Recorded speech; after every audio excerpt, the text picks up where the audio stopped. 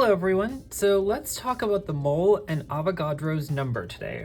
And here is the guy himself, Amedeo Avogadro. So for the mole, we like to think that a mole of a substance has exactly, and we're going to be careful with that word, 6.022 times 10 to the 23rd things of that substance. So let's go into detail about what that actually means. So if you think about a dozen eggs, that's 12 eggs. Well, 1 mole of eggs would be 6.022 times 10 to the 23rd eggs. So let's go over a few examples that might help illustrate this. So for the first problem, we're asked how many moles of atoms are in 10 grams of aluminum, and how many atoms of aluminum do we have?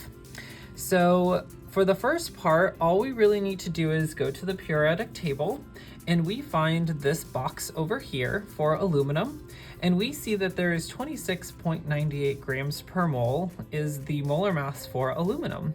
So for this part, we really just need to plug and chug. So if we have 10 grams of aluminum, we just divide by that molar mass of 26.98, and we get 0.371 moles of aluminum. Now for the next part, we're asked to find how many atoms we actually have. So this is where we go back and actually look at what a mole is. So a mole of a substance has 6.022 times 10 to the 23rd things. So for our substance, we're going to look at this pile of aluminum, and for things, we're going to look at atoms.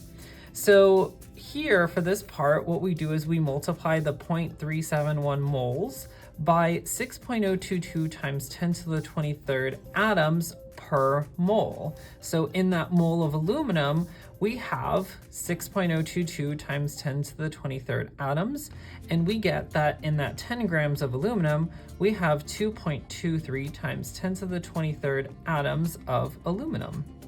Now let's go ahead and do another example here.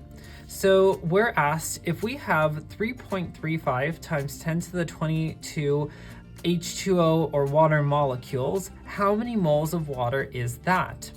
So for this part, we do pretty much a similar thing where we know that we have 3.35 times 10 to the 22 molecules, and we actually have to divide by Avogadro's number, because in that mole of the substance, which is that molecule of water, we have 6.022 times 10 to the 23rd water molecules.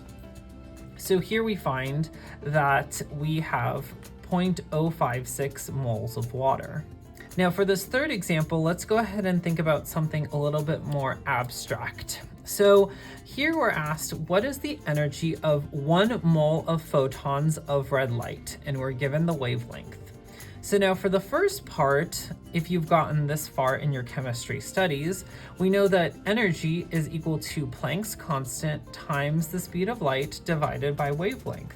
So here it's pretty much just plug and chug, and we get 2.997 times 10 to the negative 19th joules, and really we like to think of it per that photon. So here what we do is we take that 2.997 times 10 to the negative 19th joules per photon, and we know that there's 6.022 times 10 to the 23rd photons per mole. So we get that there's 180.5 kilojoules per mole.